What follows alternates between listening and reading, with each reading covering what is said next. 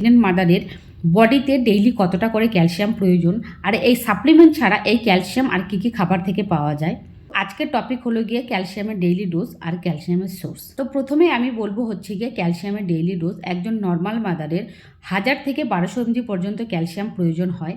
আর যদি mother minor হয়, মানে 18 থেকে 19 বছরের নিচে হয়, সেটা এক্সটেন্ড হয়ে গিয়ে 1300 mg পর্যন্ত হতে পারে। কিন্তু অবশ্যই ক্যালসিয়াম আপনারা সবসময় ডক্টরের প্রেসক্রাইব অনুযায়ী খাবেন।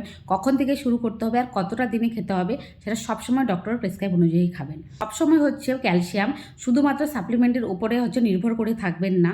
কী কী খাবার থেকে ক্যালসিয়াম পাওয়া যায় সেগুলো আমি বলে দিচ্ছি, সেই খাবারগুলো আপনারা খাবেন। প্রথমে হচ্ছে দুধ, দই, তারপর হচ্ছে পনির, মেথি শাক, পালং শাক, ছোট মাছ, এসব খাবার থেকেও কিন্তু ক্যালসিয়ামের ডেইলি ডোজটা পাওয়া যায়। মাদারের বডিতে যদি এনাফ ক্যালসিয়াম থাকে তাহলেই বাচ্চা ক্যালসিয়াম পাবে, কারণ বাচ্চার বোন আর টিথ গঠনে ক্যালসিয়াম খুব দরকার।